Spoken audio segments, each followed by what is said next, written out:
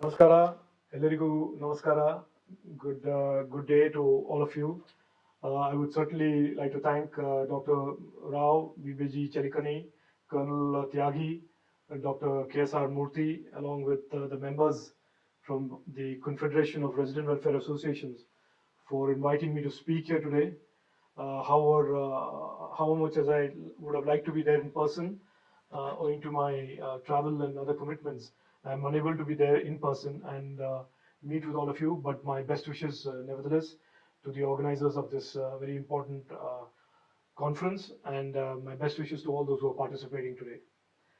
I would like to, as a resident of Bengaluru and as a member of an RWA myself, and having been a member of parliament who's engaged with RWAs over several years and decades, I'm happy to engage with you today and share my thoughts on the same. Before I share some of my thoughts on the role of RWAs and the need for RWAs to be more active in the development of our cities. Let me also thank you for honoring my father, Commodore M.K. Chandrasekhar. I understand he is being felicitated by the members of this confederation. Thank you on his behalf. Thank you on my personal behalf. It is also November of, it's a time of the year when most people in the country celebrate or at least remember the ignominy of the 1962 battle with China. And Commodore Chandrasekhar was a young flight lieutenant in the Indian Air Force, and he flew countless sorties with troops and supplies to the advanced landing grounds of the Northeast during that conflict, and flying back with the wounded and the dead. So he has certainly, not just as a son, but as a citizen of India, my deep felt thanks and respects for his service to the country, and I hope you will join me in as well celebrating his service, especially during the 62 war. That is such an important date in the month of November every year since 1962. Moving on to the main topic that certainly is relevant in today's discussion, the role of RWAs, the importance of RWAs, the role of a citizen in shaping the future and determining the future of a city. I think Bengaluru, the city where you are hosting this conversation, is certainly a city that has been led down by successive politicians and people in public life for several decades and years.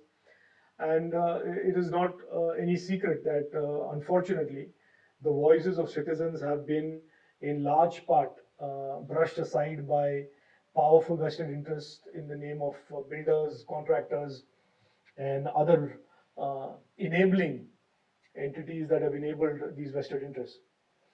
But I certainly believe that there has never been a time that is as today, and for the RWAs to understand that it is a very important role that RWAs play. I have certainly seen and experienced the partnership that political leaders and those in public life can have with RWAs, and how those partnerships can certainly make a big, deep impact in addressing the problems, addressing the challenges on one hand, and also shaping the future, building a better future, a city which we must all do as trustees of a city that has been given to us by preceding generations as trustees for the future generation. I recall very recently our Honorable Prime Minister's call to develop 75 lakes in every district. It is a tremendous call to action for citizens and people, those who administer a city.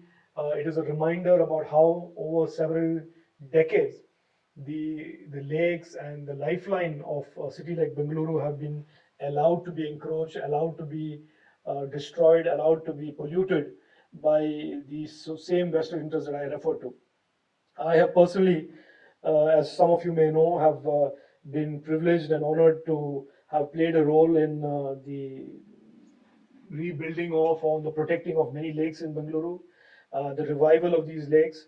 Mestripalya Lake in Bengaluru that almost became a builder's construction plot, Gubalala, Kempa Budikere, many lakes that have successfully been transformed, revived, and are today certainly important elements for sustainably growing the future of Bengaluru. That has been done by the active participation of many residents, many RWAs, and many active citizens that are more interested in the future of Bengaluru and ensuring that the Bengaluru survives for not just a few decades but for several centuries, uh, even after we have long exited the scene, for our future generations.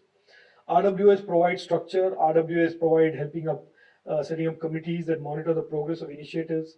RWS can provide oversight on how public money is being spent to being building infrastructure, building public services in each city.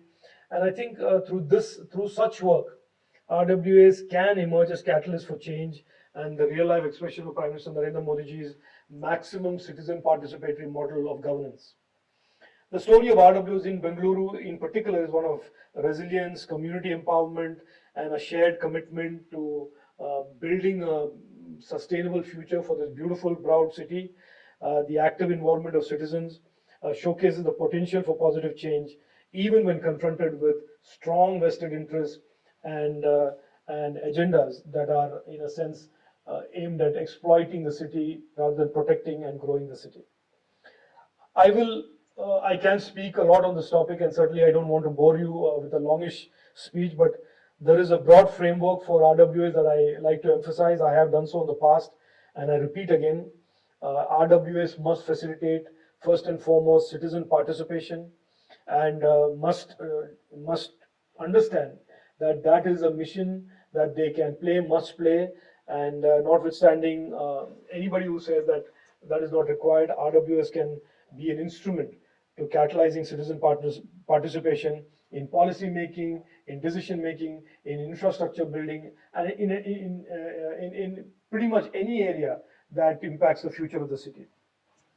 The second is RWAs playing a role of accountability, and accountability of their public servants, accountability for their municipal bodies, accountability for the quality of work of contractors, accountability for the monies that are spent on projects in the name of the people of the city. And RWAs can certainly play a very important role, and can and must play an important role in ensuring a much more accountable municipal service delivery and municipal infrastructure building activity that goes on, that is certainly being used, that is certainly deploying public money and taxpayer money.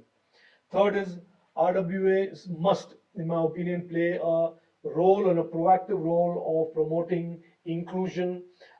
It's very important that every member of every community is heard and valued as we progress to a Vikasit Bharat, a Bharat and India that our Prime Minister refers to is a country where Sabka Saath, Sabka Vikas, Sabka Vishwas, and Sabka Prayas, which is all of us together, prosperity for all of us, progress for all of us, taking into confidence each and every Indian, each and every member of the community, and with the effort, collective effort of each and every member of the community, that we can, with this type of inclusivity, build a better, prouder, and a much more sustainable future for our great city.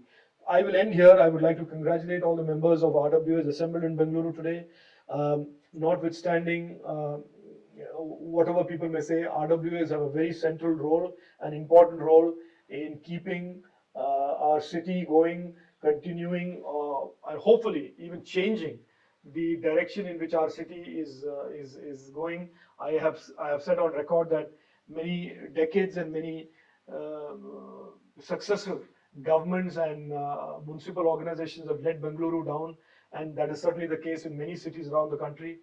And it is important now that we as RWAs and citizens working with RWAs and being members of RWAs reinforce and reiterate our mission of reclaiming our cities and rebuilding our cities and transforming our cities, so that the generations that follow us can also enjoy and live and prosper in these beautiful cities that our predecessors and our ancestors built for us. Thank you so much. Jai Hind, Jai Karnataka.